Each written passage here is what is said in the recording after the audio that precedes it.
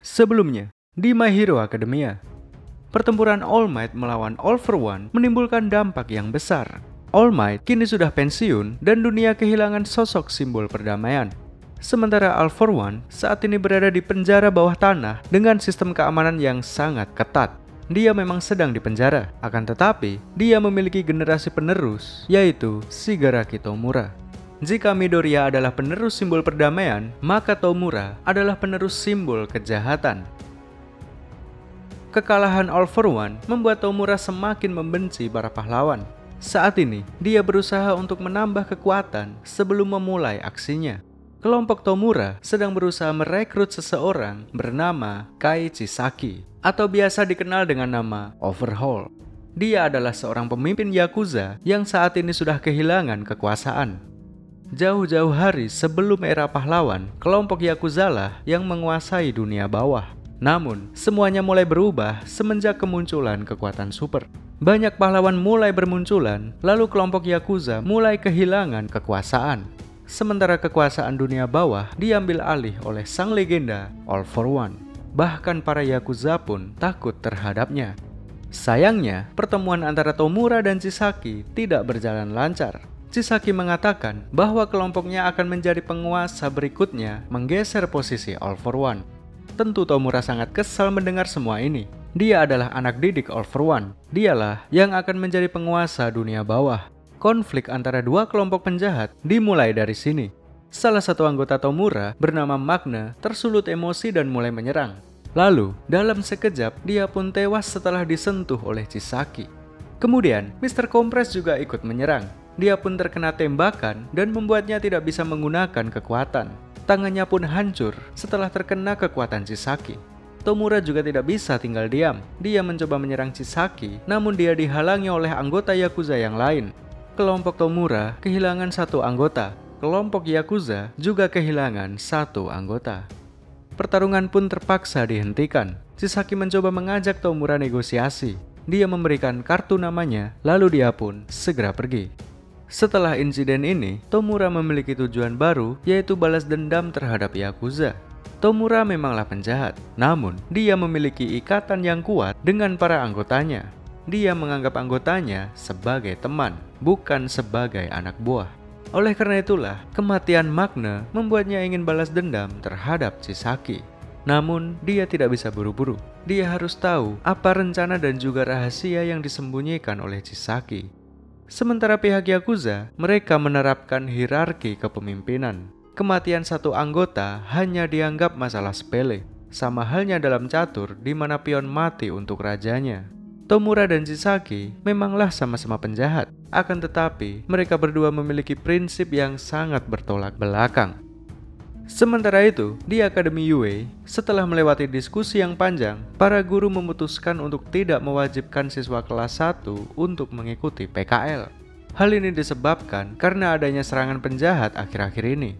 Para siswa hanya diperbolehkan PKL di agensi yang memiliki catatan bagus. Jadi hanya beberapa siswa saja yang akan mengikuti kegiatan PKL. Midoriya sudah mencoba menghubungi Gran Torino dengan maksud untuk PKL di sana. Namun, Gran Torino menolak karena dia sedang sibuk. Dia pun menyarankan Midoriya untuk menghubungi All Might. Kemungkinan All Might bisa mengenalkan Midoriya kepada mantan asistennya yang bernama Night Eye. Sampailah Midoriya di ruangan All Might. All Might juga memanggil Mirio untuk mendiskusikan hal ini. Mirio adalah siswa yang saat ini sedang PKL di tempat Night Eye. All Might memintanya untuk mengenalkan Midoriya kepada Night Eye. Mirio pun bersedia, lalu keesokan harinya Mirio dan Midoriya segera menuju ke lokasi. Sebelum memasuki ruangan, Mirio sempat memberitahu Midoriya bahwa Night Eye sangat menyukai sesuatu yang lucu. Bahkan dia memiliki prinsip bahwa orang yang tidak memiliki rasa humor itu tidak punya masa depan. Ini adalah quote favorit saya sepanjang anime ini. Fix, Night Eye adalah karakter terbaik. Mirio menyarankan Midoriya untuk membuat Night Eye tertawa setidaknya 1 kali. Lalu, Midoriya pun mencoba melawak dengan cara menirukan mimik wajah All Might. Namun, sayangnya, tidak lucu. Beruntung, mereka berdua sama-sama mengagumi All Might. Kantor milik Night Eye pun dipenuhi dengan poster All Might. Hal ini bisa membuat mereka berdua lebih akrab karena obrolannya nyambung. Namun tentunya, keakraban saja masih belum cukup. Midoriya harus lulus ujian agar bisa diterima PKL. Dia diminta untuk merebut stempel dari tangan Night Eye. Dia bebas menggunakan kekuatannya, namun dia hanya diberi waktu 3 menit. Ujian pun dimulai. Midoriya sangat kesulitan merebut stempel tersebut. Hal ini karena bakat milik Night Eye yang bisa melihat masa depan. Dia bisa mengetahui semua tindakan Midoriya. Dengan ini, dia bisa dengan mudah menghindari serangan Midoriya. Selain itu, Night Eye juga memprovokasi Midoriya bahwa dia tidak pantas mewarisi One for All. Seharusnya, Mirio lah yang pantas mewarisi One for All. Di sini terungkap bahwa Mirio Togata adalah kandidat pewaris One for All. Namun karena suatu alasan, All Might memutuskan untuk mewariskannya kepada Midoriya. Dan keputusan ini sangat ditentang oleh Night Eye. Midoriya pun menjadi goyah, dan pada akhirnya dia gagal dalam ujian ini. Beruntung, Night Eye sangat mengapresiasi tindakan Midoriya. Ketika dia melompat, dia berusaha untuk tidak menginjak poster All Might. Artinya, dia tidak asal-asalan menyerang. Meskipun dia sempat goyah, namun dia masih mampu mengatur kecepatan sambil memikirkan keadaan sekitar. Pada akhirnya, Midoriya pun diterima untuk PKL di sini. Sementara itu, di asrama, beberapa siswa mendapat undangan PKL dari pahlawan pro. Mereka yang diundang adalah Tokoyami, Kirishima, Tsuyu, dan Uraraka. Tokoyami diundang langsung oleh pahlawan nomor 3 bernama Hawks. Kirishima mendapatkan undangan dari Big Three, Tamaki Amajiki. Tsuyu dan Uraraka mendapat undangan dari Big Three juga, yaitu Shinejire Hado. Sementara Todoroki dan Bakugo akan mengikuti pelatihan khusus untuk mendapatkan lisensi. Sedangkan para siswa lainnya akan mengikuti kegiatan belajar seperti biasa. Keesokan harinya, di tempat Midoriya, mereka semua sedang bersiap untuk memulai misi penyelidikan Yakuza. Ternyata selama ini, Night Eye sudah mengawasi gerak-gerik Chisaki. Untuk saat ini, kelompok Chisaki masih dianggap sebagai penjahat kecil. Namun, mereka tetap harus diwaspadai. Oleh karena itulah, Midoriya dan Mirio hanya ditugaskan untuk berpatroli. Jika mereka melihat Yakuza, mereka hanya diminta untuk laporan saja. Apapun yang terjadi, mereka tidak diperbolehkan memprovokasi, apalagi menyerang kelompok Yakuza. Semua ini dilakukan demi untuk mendapatkan informasi yang disembunyikan oleh Yakuza. Mereka berdua pun segera memulai patroli. Lalu, mereka bertemu dengan seorang anak yang meminta pertolongan. Dia bernama Eri, dan dia memiliki hubungan yang rumit dengan Chisaki. Seketika suasana menjadi memanas. Baru hari pertama PKL, Midoriya sudah bertemu dengan penjahat kelas atas. Mereka semua pun saling berakting untuk menyembunyikan niat masing-masing. Namun, Midoriya tidak bisa fokus karena dia melihat Eri yang jelas-jelas ketakutan. Eri juga mendekap Midoriya dan tidak mau melepaskannya. Melihat situasi ini, Chisaki mengeluarkan niat membunuhnya dan membuat Eri kembali dengan sendirinya. Pada akhirnya mereka pun berpisah. Kejadian ini menjadi indikasi bahwa telah terjadi sesuatu terhadap Eri. Mirio dan Midoriya pun segera melaporkan ini kepada Night Eye. Beberapa hari kemudian, Shigaraki Tomura memutuskan untuk mendatangi markas Chisaki dengan niat untuk bernegosiasi. Dia bersedia membantu dengan beberapa syarat. Pertama, Tomura dan kawan-kawan tidak mau diperintah oleh Yakuza. Mereka akan bertindak sesuai dengan insting mereka, bukan atas komando Yakuza. Kedua, Tomura meminta penjelasan yang detail mengenai rencana Chisaki. Setelah negosiasi selesai, mereka pun akhirnya bersepakat. Pihak Tomura akan memberikan toga Himiko dan juga Bubai Gawara untuk membantu Chisaki. Namun tentunya, Tomura memiliki niat lain. Dia berencana untuk mengkhianati Chisaki. Mulai dari sini, dia akan menjadi pihak ketiga yang akan mengadu domba antara Yakuza melawan pahlawan. Siapapun pemenangnya, Tomura tetap akan diuntungkan. Sementara itu, di tempat PKL Kirishima, dia sekarang sedang berpatroli bersama Tamaki di bawah bimbingan Fat Gum atau biasa dipanggil dengan nama Fat. Namanya sangat body shaming sekali. Dia memiliki kekuatan penyerapan lemak. Wujud gemuknya bisa digunakan untuk menahan dan menyerap objek apapun. Lalu, ketika mereka sedang berpatroli, tiba-tiba muncul penjahat kecil yang sedang berusaha melarikan diri. Mereka pun bisa dengan mudah menangkap para penjahat tersebut. Namun, satu hal yang menjadi masalah, salah satu penjahat tersebut memegang pistol yang berisi peluru khusus. Kebetulan Tamaki terkena tembakan tersebut, lalu tiba-tiba dia tidak bisa menggunakan bakatnya. Kejadian ini pun segera dilaporkan ke pihak kepolisian dan juga para pahlawan. Keesokan harinya, Night Eye memanggil beberapa agensi pahlawan untuk melakukan rapat. Aizawa, Gran Torino, dan para siswa PKL juga ikut serta dalam rapat ini. Pertama-tama, Fat Gum diminta untuk menjelaskan tentang kejadian penembakan yang dialami oleh Tamaki. Fat Gum menjelaskan bahwa peluru yang digunakan si pelaku adalah peluru khusus untuk menghancurkan bakat seseorang. Lalu setelah dilakukan penelitian lebih lanjut, ternyata peluru tersebut berisi darah manusia. Artinya, semua ini bersumber dari bakat orang lain. Terdapat seseorang yang memiliki bakat untuk menghancurkan bakat lain. Lalu darah orang ini diambil, lalu dijadikan senjata dan diperjualbelikan. Setelah itu, Night Eye mulai mengungkap hasil dari penyelidikannya. Telah diketahui bahwa penjual dari peluru tersebut adalah Chisaki. Lalu sumber kekuatan penghancur bakat tersebut adalah bakat milik Eri. Inilah juga yang menjelaskan kenapa Eri sangat ketakutan ketika bertemu dengan Midoriya. Ternyata dia sudah mengalami penderitaan. Darahnya diambil untuk dijadikan senjata penghancur bakat. Untuk saat ini, peluru yang beredar di masyarakat adalah bentuk perwarupa. Peluru tersebut hanya bisa menghancurkan bakat secara temporer. Namun tentunya, Chisaki masih terus berusaha mengembangkan senjata tersebut. Sejauh ini, dia sudah berhasil membuat 5 buah peluru permanen. Setelah cukup berdiskusi, pihak pahlawan mulai menyusun rencana untuk melawan Chisaki. 3 orang Big Three dan juga 4 orang siswa 1A juga akan ikut serta dalam misi ini. 2 hari kemudian, tibalah saatnya misi penyerangan. Para pahlawan menerobos masuk, lalu mereka semua dihadang oleh Joy Irinaka. Dia memiliki kekuatan untuk menyatu dan mengendalikan objek apapun. Dalam hal ini, dia menyatu dengan dinding dengan tujuan untuk memisahkan para pahlawan. Para pahlawan pun kini terpisah-pisah. Tamaki menghadapi 3 orang musuh sendirian. Fat Gum dan Kirishima akan menghadapi 2 musuh. Sementara Mirio melaju dengan cepat sendirian. Dia memiliki bakat penembusan. Artinya, kekuatan milik Irinaka tidak berpengaruh kepadanya. Mirio lah satu-satunya yang berada paling depan. Dia pun bertemu dengan Chisaki beserta 3 orang pengawalnya. Ada Nemoto, Deidoro, dan Chrono. Chisaki menugaskan Nemoto dan Deidoro untuk menahan Mirio. Namun, Mirio bisa dengan mudah mengalahkan mereka berdua. Bahkan dia bisa menghajar Chrono dan Chisaki lalu berhasil merebut Eri sendirian. Chisaki pun tidak punya pilihan lain. Mau tidak mau dia harus terlibat dalam pertarungan. Dia memiliki bakat untuk menghancurkan dan menyusun kembali apapun yang disentuhnya. Entah itu benda ataupun makhluk hidup, semuanya bisa dimanipulasi olehnya.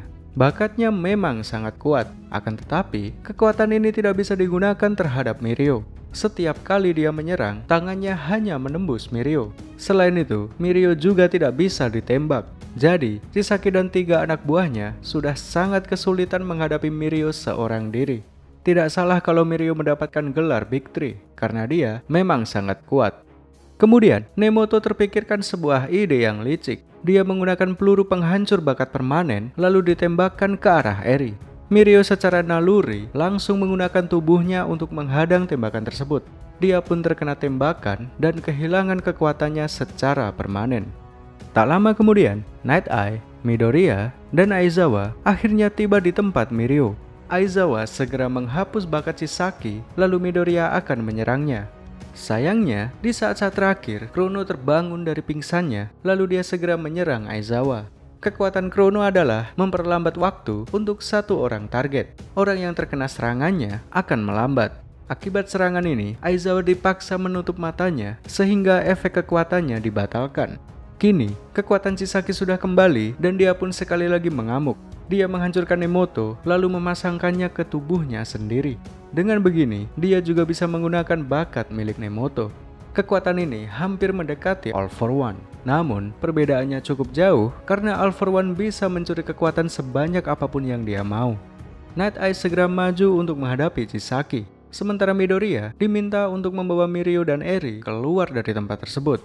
Namun sayangnya, Night Eye kalah dan mengalami kondisi yang kritis. Melihat hal ini, Midoriya tidak bisa tinggal diam. Dia pun segera maju menghadapi Chisaki. Tentu dia sangat kesulitan. Namun, di saat-saat yang kritis, tiba-tiba para pahlawan datang dan ikut membantu. Dan secara mengejutkan, ini semua adalah ulah dari Toga Himiko dan Bubaigawara. Mereka memancing para pahlawan supaya datang ke tempat Chisaki. Mereka ingin melihat Chisaki dihajar. Mereka benar-benar menjalankan arahan dari Tomura dengan sangat baik. Mengadu domba Yakuza dan para pahlawan merupakan strategi yang cukup bagus. Melihat situasi ini, Chisaki berusaha melarikan diri dengan membawa Eri. Tentu Midoriya tidak akan membiarkannya kabur. Dialah satu-satunya orang yang mengejar Chisaki.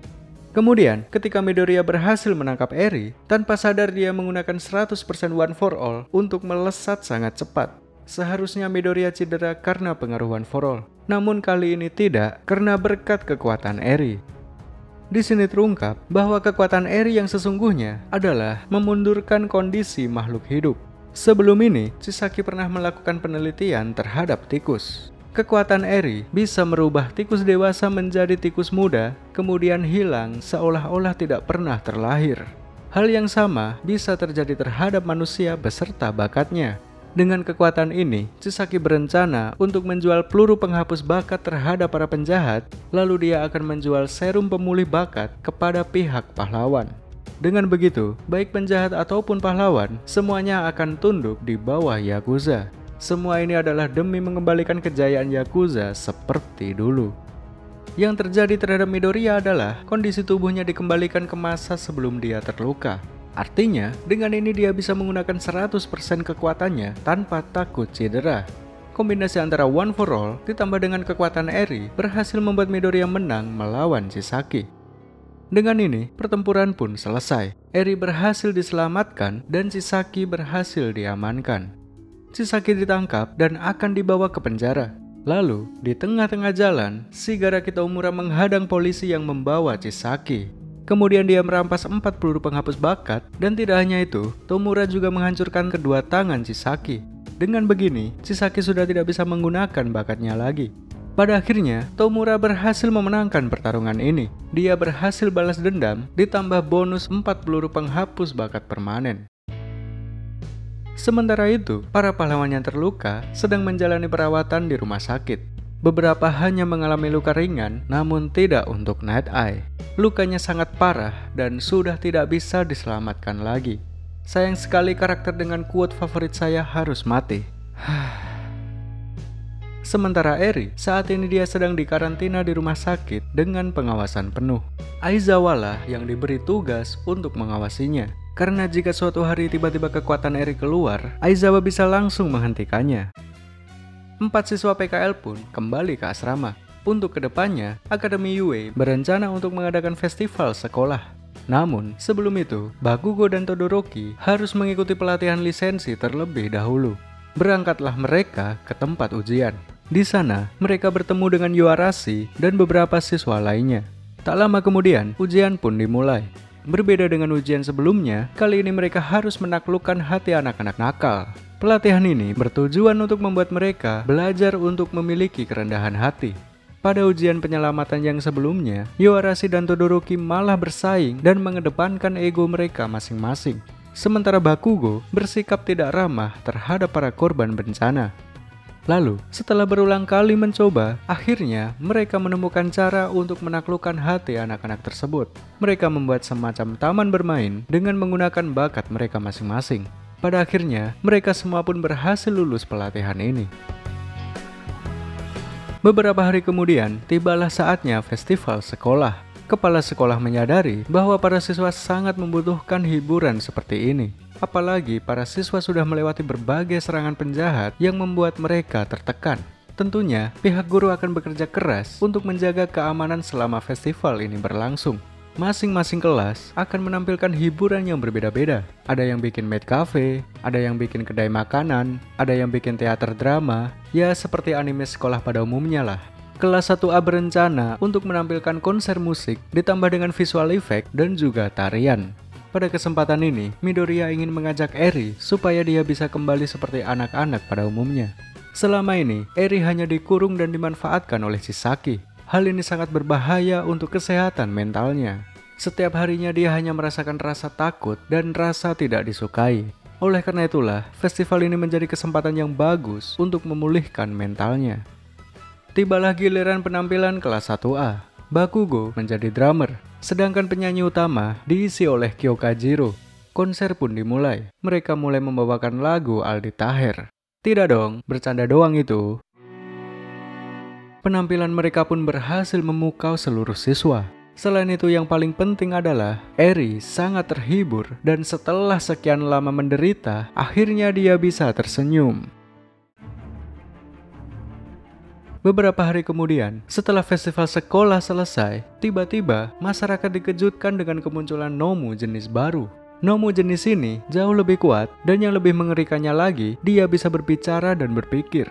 Pahlawan yang berusaha menghadapinya adalah Endeavor. Semenjak All Might pensiun, Endeavor sekarang naik peringkat menjadi pahlawan nomor 1.